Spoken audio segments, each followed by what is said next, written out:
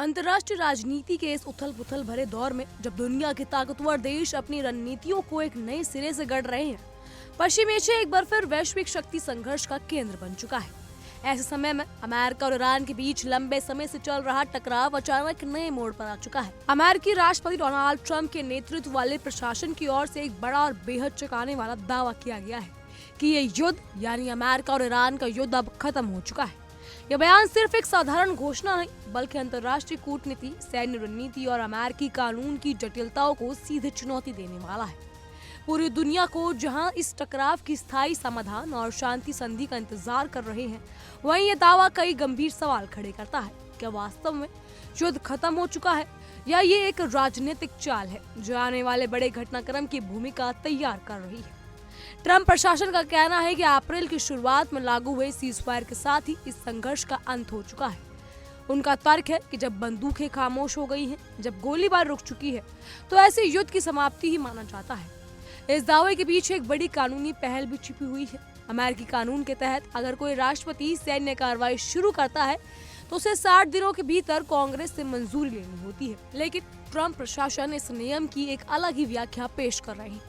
उनका कहना है कि जैसे ही सीज फायर लागू हुआ, वैसे ही 60 दिनों के समय सीमा भी थम चुकी है, यानी अब कांग्रेस के सामने जवाबदेही होने की जरूरत नहीं है।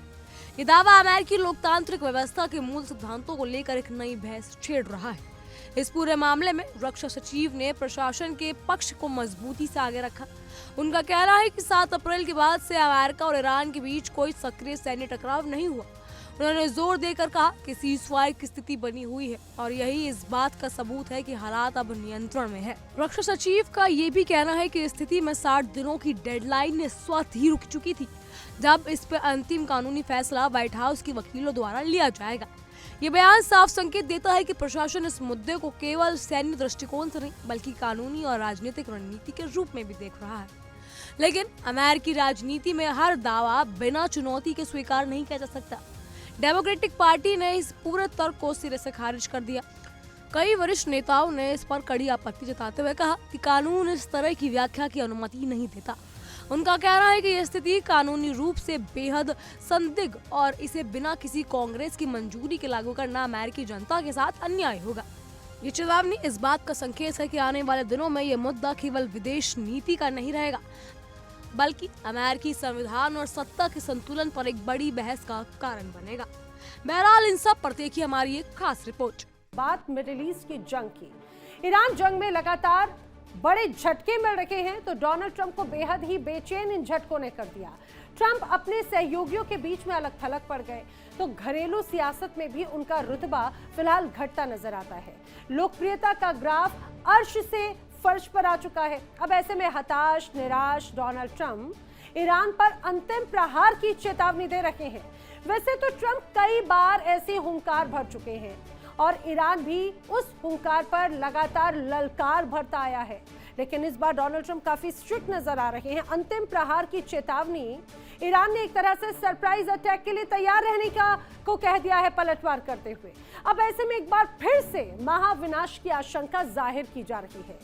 आखिर क्या है ट्रंप का बारूदी बयान? हॉर्मुज़ को लेकर ट्रंप की नई चाल पर कैसे ईरान ने ठोकी है ताल? करेंगे इसको लेकर विस्तार से चर्चा। कहने को तो मिडिल ईस्ट में फिलहाल सीजफायर है, लेकिन तनाव पूरी तरह से आसमान पर है। सच तो यह है कि इस दौरान दोनों पक्षों की खतरनाक प्लानिंग हुई और इस वजह से एक ऐसा बारूद तैयार हो चुका है जो इस बार फटेगा तो महाविनाश ले आएगा, महाप्रलय ले आएगा। और कुल मिलाकर ये कहा जाए कि शांति के बाद आने वाला है एक ऐसा भयंकर तूफान जो पूरी दुनिया में तबाही का सबब बन जाएगा। वैसे तो डोनाल्ड ट्रंप हर बार ये धमकी देते हैं कि भाई वो ईरान को खत्म कर देंगे। धमकी भरे बयान तो अब उनकी आम बोलचाल का हिस्सा हो चुका है, लेकिन हर बार ट्रंप के बयान को हल्के में ले लिया जाता है और हर बार उनके बयान को हल्के में लेना भारी पड़ सकता है। दरअसल अमेरिकी राष्ट्रपति डोनाल्ड ट्रंप ने सोशल मीडिया पर एक तस्वीर साझा की और इससे एक तरह से ईरान को धमकी माना जा रहा है। इस तस्वीर में क्या है वो मैं आपको बताऊंगी। इस तस्वीर पर लिखा है कि तूफान आने वाला है और जो आने वाला है उसे कोई भी रोक नहीं सकता। इससे पहले हॉर्मुज स्ट्रेट को लेकर डोनाल्ड ट्रंप ने ईरान को नई और सीधी सीधी चेतावनी दी। ट्रंप ने कहा कि अगर ईरान ने परमाणु कार्यक्रमों पर पीछे हटने और अमेरिकी शर्तों को मानने से इनकार किया तो अमेरिका महीनों तक नाकेबंदी जारी रखेगा। ट्रंप का क्लियर कट साफ कहना है कि हॉर्मुज सहित ईरानी बंदरगाहों पर अमेरिका नौसेना की नाकेबंदी तब तक जारी रहेगी जब तक ईरान सरेंडर करके बातचीत की टेबल पर नहीं आ जाता। डोनाल्ड ट्रंप ने दावा किया कि ये नाकेबंदी बमबारी से भी ज्यादा असरदार है। ट्रंप ने बेहद आक्रामक भाषा में कहा कि ईरान की अर्थव्यवस्था दम घुटने की स्थिति में पहुंच रही है। साथ ही ये चेतावनी भी दी कि अगर जरूरत पड़ती है तो अमेरिका सैन्य कार्रवाई के विकल्प से पीछे नहीं हटेगा और इस बार ये फाइनल प्रहार होगा। डोनाल्ड ट्रंप का कहना यह है कि ईरान को परमाणु हथियार बनाने से रोकना है। हॉर्मुज के जरिए तेल सप्लाई को ब्लैकमेल की तरह इस्तेमाल नहीं होने दिया जाएगा और अमेरिकी नौसेना ईरानी बंदरगाहों पर ईरानी और निगरानी करेगी और जहाजों की रोकथाम भी लगातार जारी रखेगी।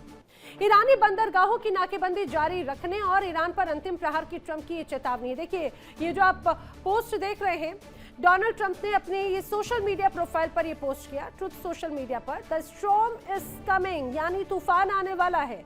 और उन्होंने ये भी लिखा है कि और उसे कोई रोक नहीं सकता जो आने वाला है। डोनाल्ड ट्रंप लगातार धमकी भी देते हैं और ये दर्शाते भी हैं। देखिए, ईरानी बंदरगाहों की नाकेबंदी जारी रखने और ईरान पर अंतिम प्रहार की ट्रंप की चेतावनी पर ईरान ने भी हर बार की तरह तीखी प्रतिक्रिया दी। ट्रंप की चेतावनी पर पलटवार किया। ईरान ने ट्रंप की चेतावनी को आर्थिक युद्ध करार दे दिया है और ईरान ने साफ कर दिया कि अमेरिका दबाव में कतई वो झुकने वाला नहीं है। ईरान तो ये क्लियर कट कह रहा है कि ईरानी बंदरगाहों की नाकेबंदी जो की गई वो अवैध है।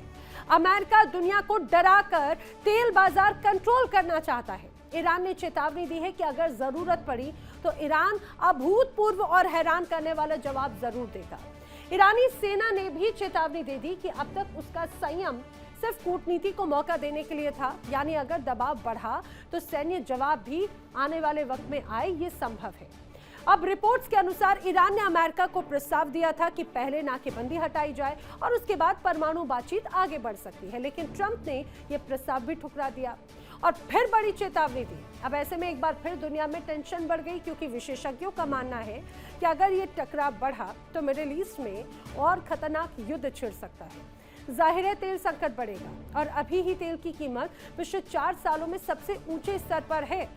ऐसे में तेल और महंगा हो जाएगा, जिससे वैश्विक महंगाई भी बढ़ सकती है, जिससे पूरी दुनिया में एक ऐसा आर्थिक संकट पैदा होगा जो किसी भी महायुद्ध से भी विनाशकारी होगा। इसी बीच ट्रंप ने एक और बड़ा खुलासा किया है कि ईरान के साथ गुप्त बातचीत अभी भी जारी है। यह बयान अपने आप में कई परतें खोलता है।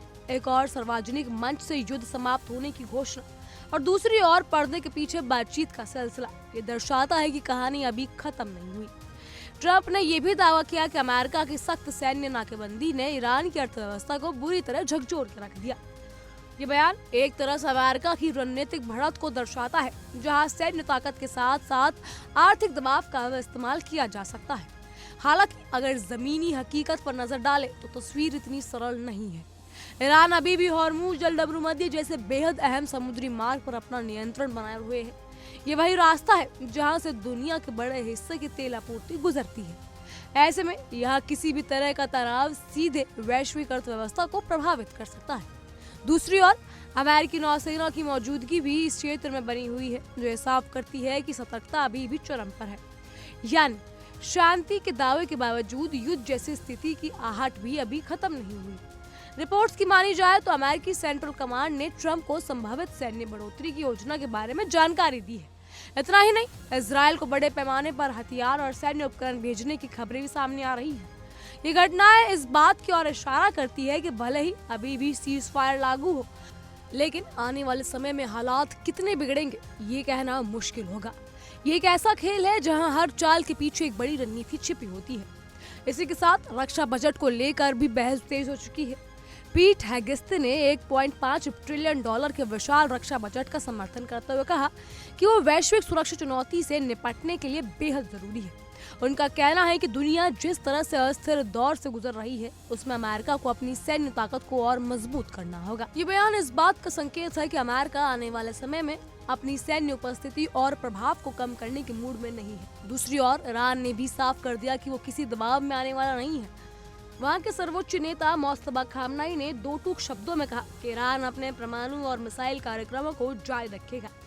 उनका ये बयान सीधे तौर पर अमेरिका को चुनौती देता है और ये दर्शाता है कि वैचारिक और रणनीतिक टकराव अभी भी जारी है। कुल मिलाकर ये पूरा घटनाक्रम एक बेहद जटिल और रोमांचक राजनीति परिदृश्य को सामने लाता है। बहरहाल इन सब पर आपकी क्या राय है, हमें कमेंट के जरिए जरूर बताइएगा। फिलहाल के लिए इतना ही। तमाम खबरों के लिए बने रहिए इंडिया डेली के साथ। देखिए इंडिया डेली 24/7 अब आपके स्मार्ट टीवी पर।